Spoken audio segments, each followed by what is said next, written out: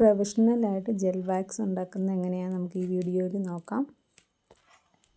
ഇന്നലത്തെ വീഡിയോയിൽ ചെയ്തതുപോലെ തന്നെ ആദ്യം വെള്ളം എടുക്കുക, അത് കഴിഞ്ഞ് പൂവ് നമുക്ക് ഇഷ്ടമുള്ള രീതിയിൽ അറേഞ്ച് ചെയ്യുക.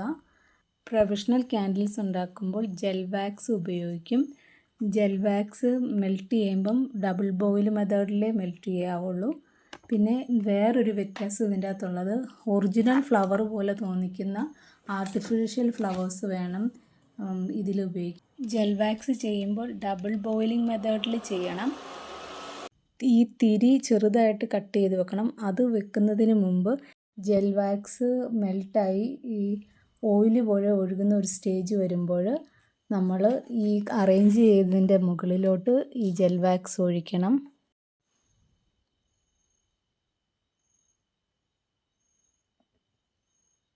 കാൻഡിൽ വിക്സ് അല്ലെങ്കിൽ കാൻഡിലിൻ്റെ തിരി വെച്ച് കൊടുക്കണം.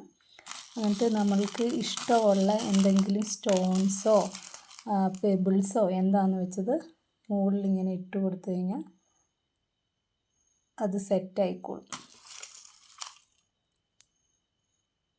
ഈ കാൻഡിൽ ഉണ്ടാക്കുന്നതും ഭയങ്കര ഈസിയാണ്. ജെൽ വാക്സ് എല്ലാ ഓൺലൈൻ ഷോപ്പുകളിലും ലഭ്യമാണ്.